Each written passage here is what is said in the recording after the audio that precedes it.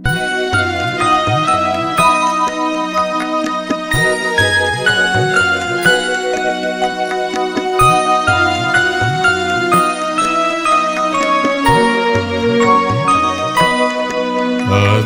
কোন সুরে বাঁধিব, আজি কোন সুরে বাঁধিব।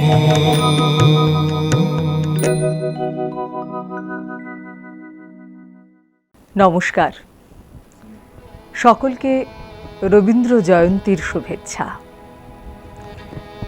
রবীন্দ্রনাথ ঠাকুর, এই নামের প্রভায়, এই নামের বিভায় আমার আপনার মন শুধু নয়, সমগ্র বাঙালি জাতি তথা গোটা ভারতবর্ষ আলোকিত হয়। তিনি পরম বন্ধু, তিনি প্রাণের প্রিয়। সারা বছর নানা উপলক্ষে, এমনকি বিনা উপলক্ষেও তাঁর কাছে প্রণত আমরা। আজ সেই মুহূর্ত, সেই ক্ষণ, তাঁর জন্মদিন। আমরা আবারও তাঁর জন্মজয়ন্তী উপলক্ষে তাকে শ্রদ্ধা জ্ঞাপন করব কথায়, গানে। তুমি যে চেয়ে আছো আকাশ ভরে, তুমি যে চেয়ে আছো আকাশ ভরে, নিশিদিন অনিমেষে দেখছো মোরে, তুমি যে চেয়ে আছো আকাশ ভরে, তুমি যে চেয়ে আছো আকাশ ভরে।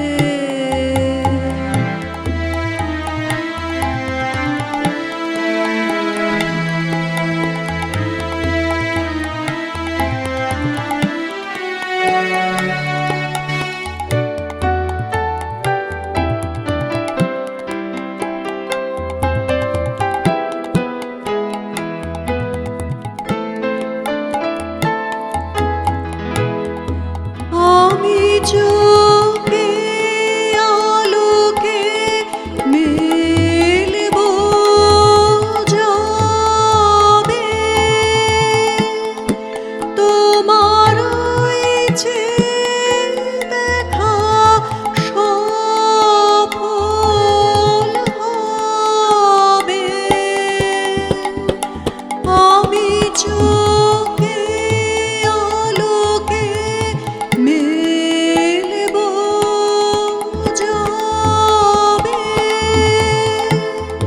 তোমার ইচ্ছে দেখা সফল হবে।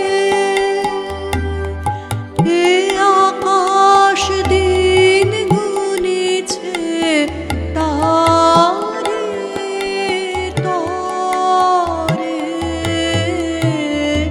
তুমি যে চেয়ে আছো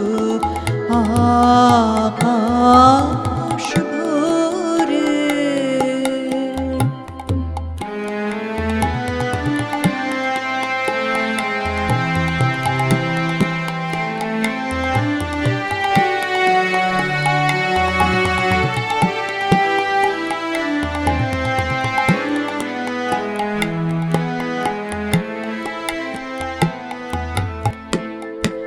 ফাগুনের কুসুম ফোটা হবে ফাঁকি, আমার একটি কুড়ি রইলে বাকি। ফাগুনের কুসুম ফোটা হবে ফাঁকি আমারে একটি কুড়ি রইলে বাকি সেদিনে ধন্য হবে তারার মালা তোমার লোকে লোকে প্রদীপ জ্বালা সেদিনে ধন্য হবে তারার মালা তোমার লোকে লোকে প্রদীপ জ্বালা আমারে আধারটুকু ঘুচলে পরে তুমি যে চেয়ে আছো আকাশ ভরে নিশিদিন অনিমেষে দেখছো মোরে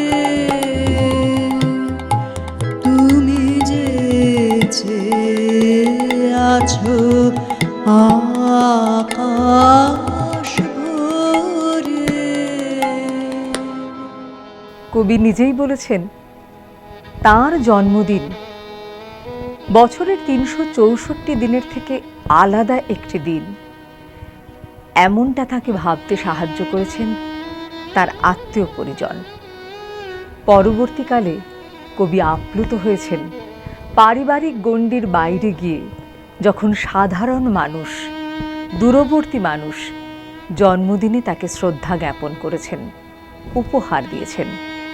কবি প্রীত হয়েছেন, আপ্লুত হয়েছেন, স্বীকার করে নিয়েছেন তার জন্মদিনের আনন্দ তাঁরও, শুধু যারা উদযাপন করছে তারা নয়, কবিকে আচ্ছন্ন করেছে, মোহিত করেছে তাকে ঘিরে সকলের এই জন্ম জয়ন্তী পালন। আজ সেই দিন। অনন্য মিউজিকের নিবেদনে কবিকে স্মরণ তাঁর জন্মদিনে। মনোমোহন গহন যামিনী শেষে দিলে আমারে জাগায়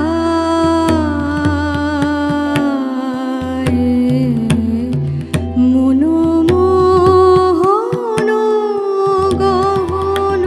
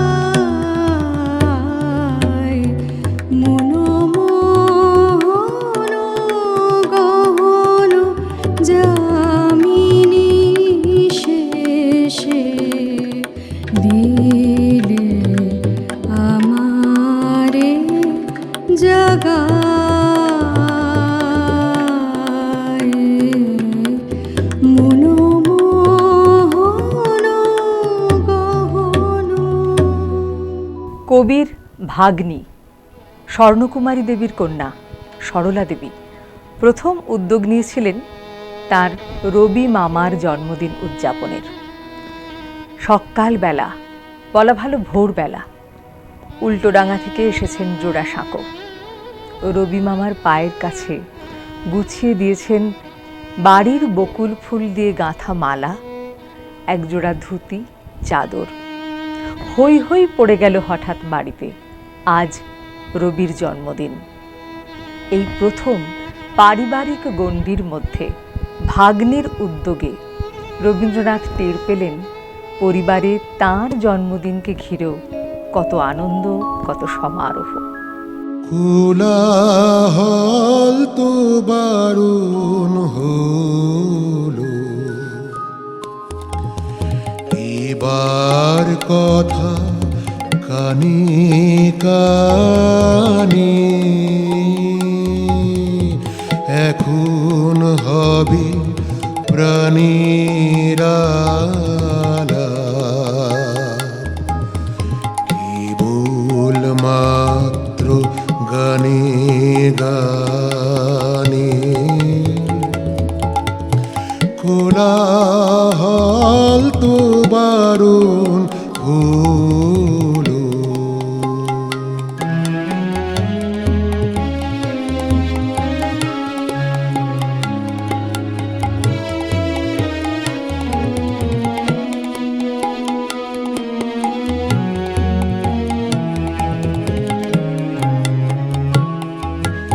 রাজার পথে লোক ছুটিয়েছে,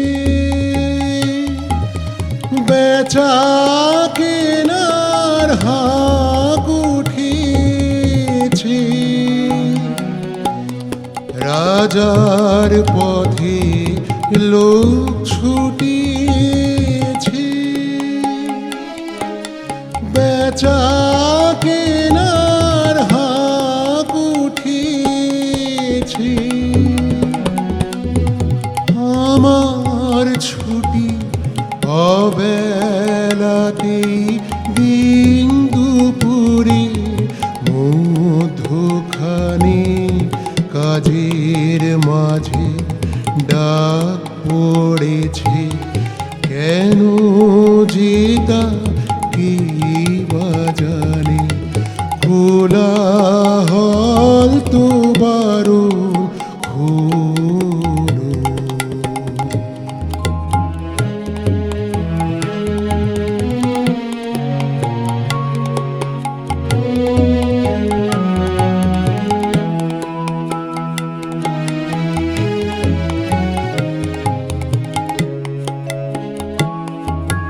মোর কাননে অকালে ভুল উঠুক তবে, মন জড়িয়া মধ্যদিনে মৌমাছিরা বেড়াক মৃদু গুঞ্জরিয়া। মোর কাননে অকালে ভুল উঠুক তবে, মন জড়িয়া মধ্যদিনে মৌমাছিরা বেড়াক মৃদু গুঞ্জরিয়া। মন্দ ভালো দ্বন্দ্বে খেটে গেছে তোদিন অনেক কেটে। মন্দ ভালো দ্বন্দ্বে খেটে গেছে তোদিন অনেক কেটে। অলস বেলা খেলার সাথী এবার আমার হৃদয় টানে, বিনা কাজে ডাক পড়েছে। কেন যেতা কি বা জানে, কোলাহল তো বারণ হলো। এবার কথা কানে কানে,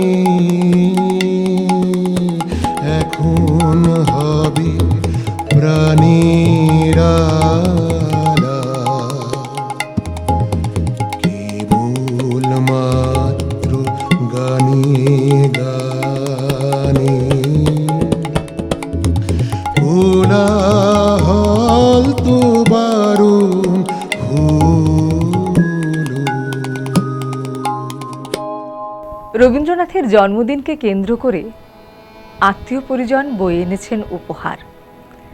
কবি বলছেন, এই উপহারগুলোর তিনি আদৌ যোগ্য কিনা এই বিচার তিনি করছেন না, কারণ এই সব বিচারের ঊর্ধ্বে যখন এই উপহারকে গ্রহণ করা যায় তা নেহাতি প্রীতির সম্পর্ক। তিনি প্রীত হয়েছিলেন।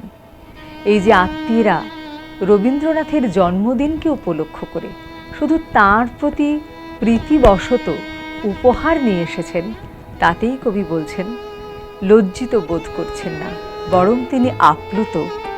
এই প্রীতির সম্পর্কের বাঁধনে পরিবারের এত মানুষ, এত প্রিয়জন তাকে আগলে রেখেছেন, বেঁধে রেখেছেন বলে।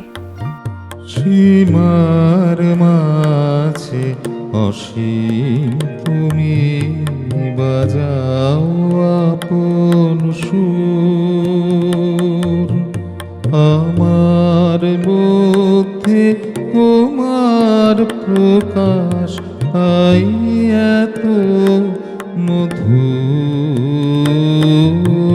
সীমার মাঝে অসীম তুমি বাজাও আপন সুর।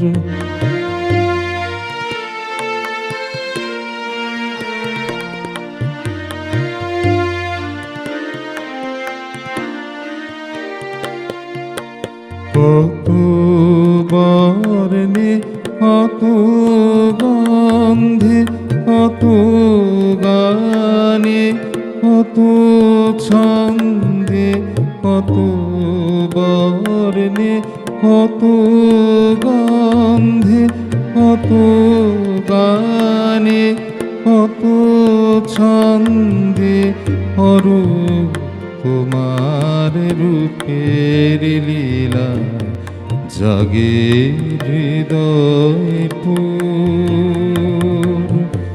আমার মধ্যে তোমার প্রকাশ তাই এত মধুর।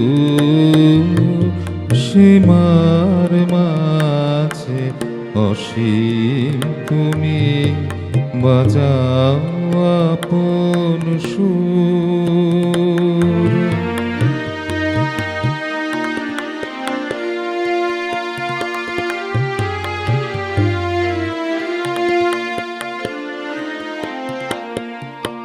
তোমায় আমায় মিলন হলে সকলে যায় খুলে। বিশ্বসাগর ঢেউ খেলায় উঠে তখন দুলে। তোমায় আমার মিলন হলে সকলে যায় খুলে। বিশ্বসাগর ঢেউ খেলায় উঠে তখন দুলে।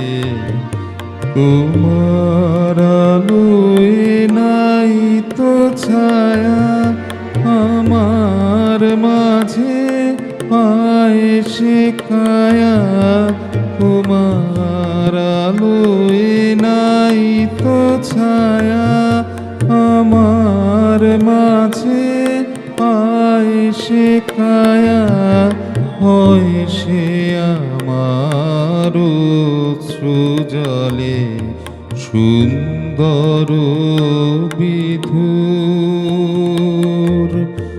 আমার মধ্যে তোমার শোভা এমন সুমধুর।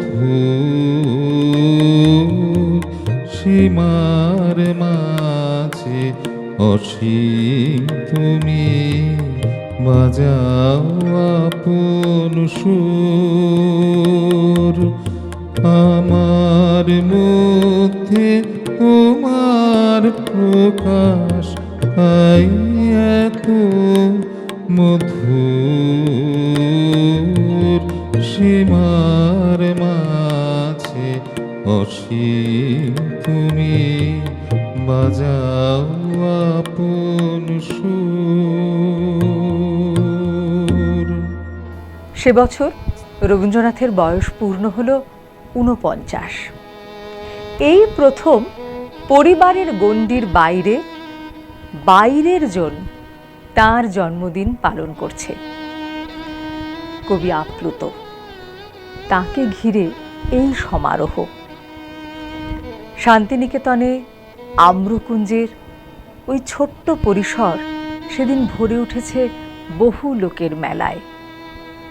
কবি বললেন, তাকে সবাই ভালোবাসে, তাকে পেয়ে সকলে আনন্দিত, আর সেই আনন্দটুকু যদি সেদিনের প্রভাতে সবাই ব্যক্ত করবে, এই হয়ে থাকে সেই দিনের উদ্দেশ্য, তাহলে তার জন্ম লাভ সার্থক, তার জন্মদিন পালন সার্থক। অন্তরে জাগিছ অন্তর জামি, অন্তর জামি, তবু সদা দূরে ভ্রমিতেছি আমি।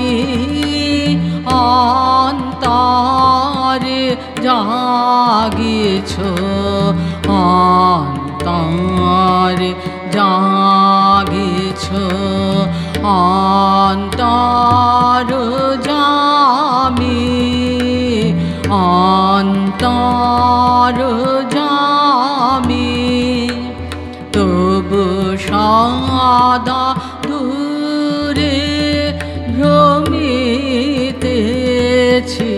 আমি। অন্তরে জাগিছ অন্তরে জাগিছ।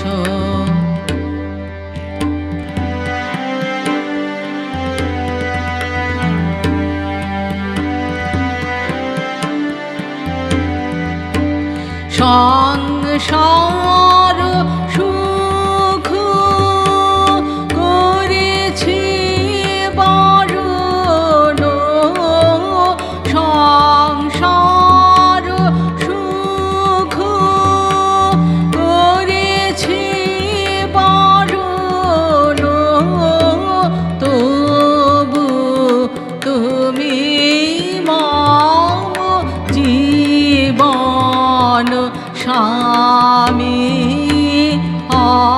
অন্তরে জাগিছ অন্তরে জাগিছ।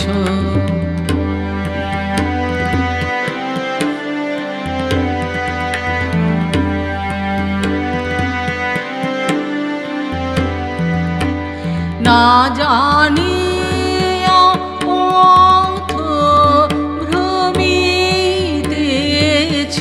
পথে, আপন গর্বে অসীম জগতে। না জানিয়া পথ ভ্রমিতেছি পথে, আপন গর্বে অসীম জগতে। তবু স্নেহ নেত্র জাগে ধ্রুব তারা, তবু স্নেহ নেত্র জাগে ধ্রুব তারা।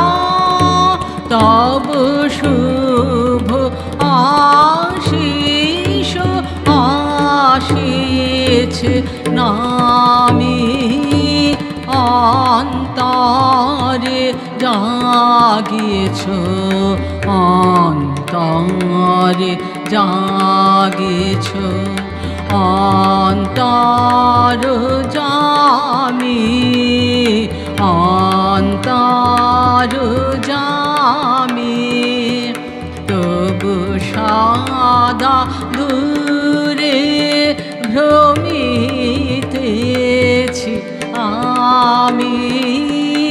অন্তরে জাগিয়েছ, অন্তরে জাগিয়েছ। কবি সেবার অর্ধশত পূর্ণ করলেন। হ্যাঁ, 50 বছর বয়স। চমৎকার আয়োজন হলো শান্তিনিকেতনে। সেবার আর শুধুমাত্র শান্তিনিকেতন নয়, কলকাতা থেকেও হৈ হৈ করে লোক ছুটলেন কবির জন্মদিন পালন করতে। রামানন্দ চট্টোপাধ্যায়ের 2 কন্যা শান্তা দেবী এবং সীতা দেবী, তাদের রচনা থেকে আমরা জানতে পারি অন্তত 100-3 লোকের সমাগম। ভোর হতেই ভুবনডাঙ্গার সেই জলহীন প্রান্তর, হ্যাঁ খেয়াল করতে হবে, জনহীন নয়, জলহীন প্রান্তর, এবং 25শে বৈশাখ মানে ভরা গ্রীষ্ম, মানুষ সব কিছু উপেক্ষা করে ছুটেছেন কবির জন্মদিন পালন করতে। বিপুল তরঙ্গ রে,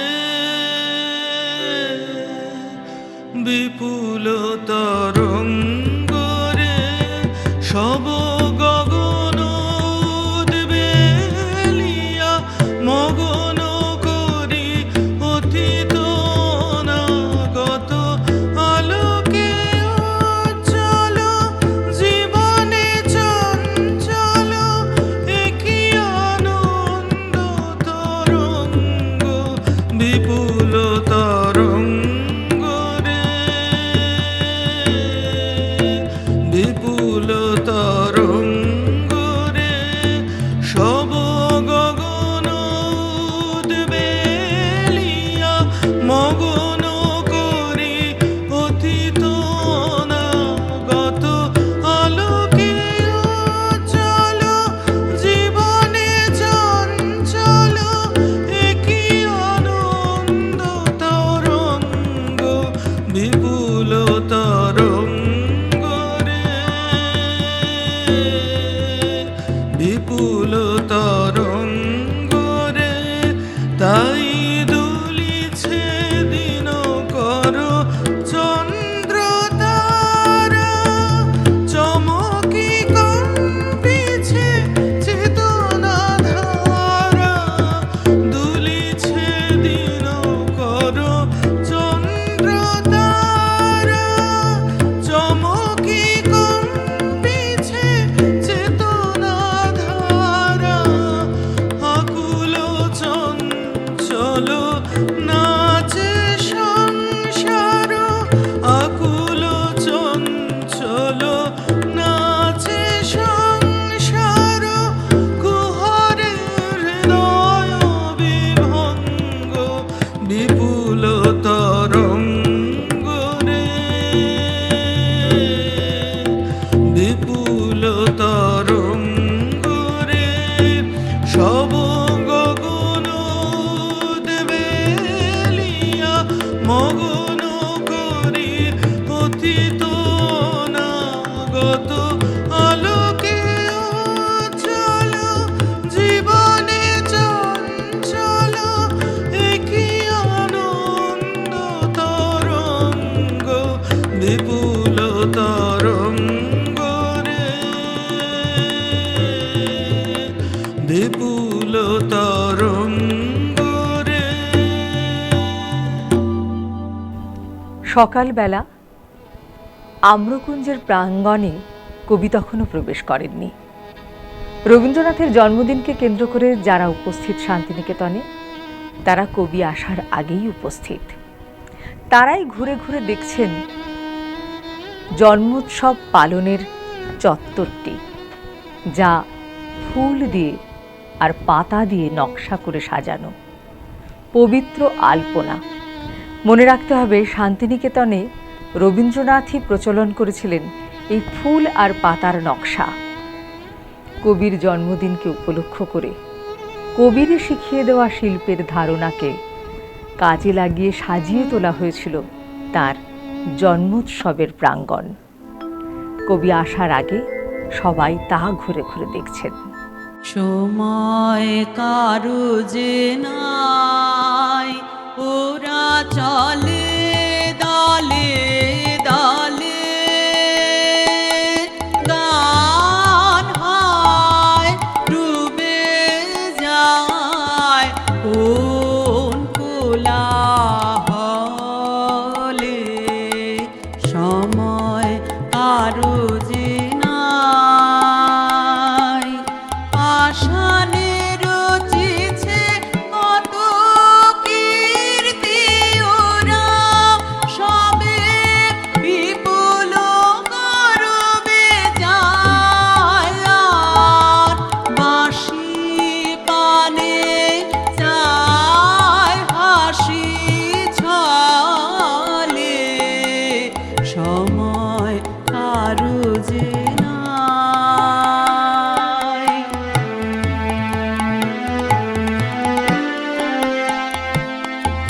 কিসের কাজের মাঝে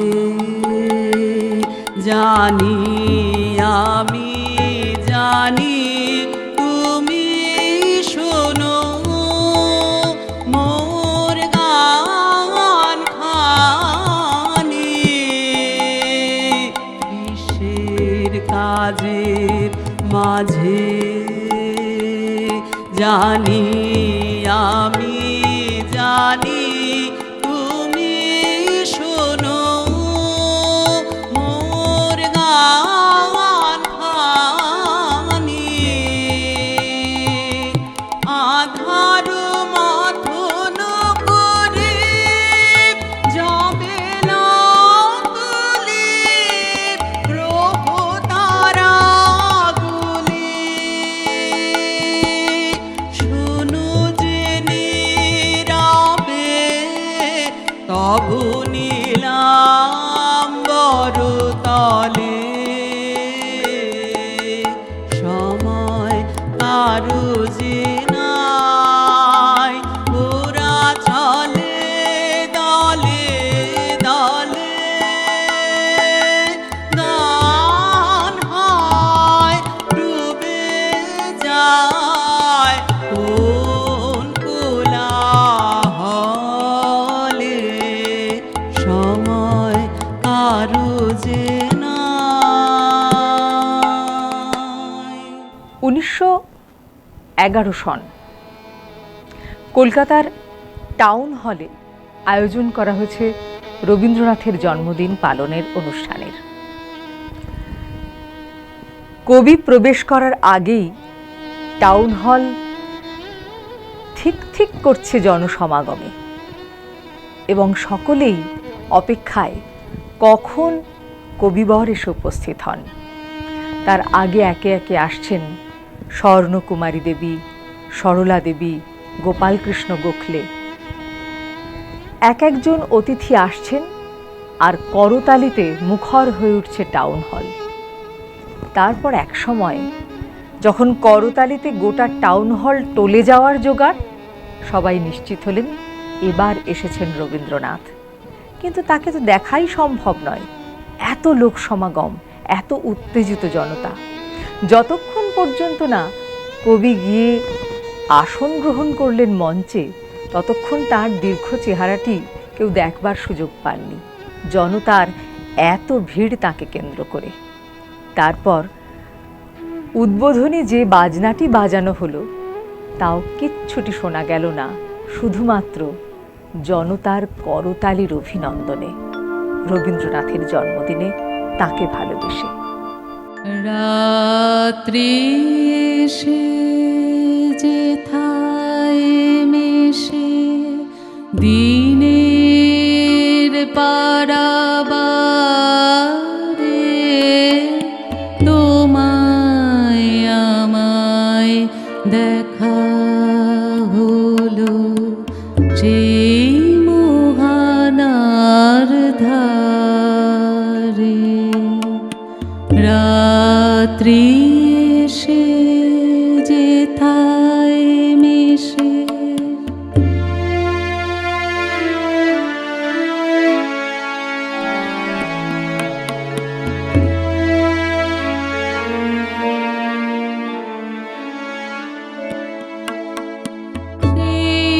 সেইখানেতে সাদায় কালোয় মিলে গেছে মাথা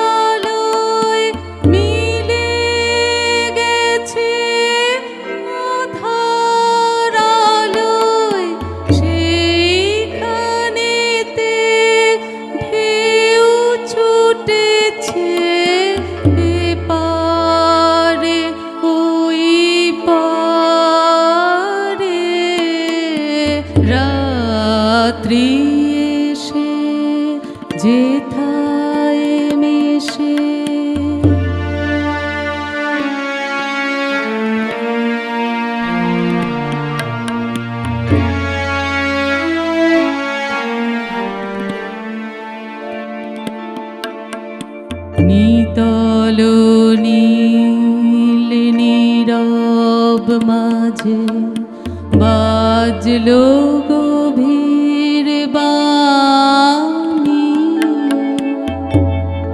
নিকষেতে উঠলো ফুটে সোনার রেখা খানি।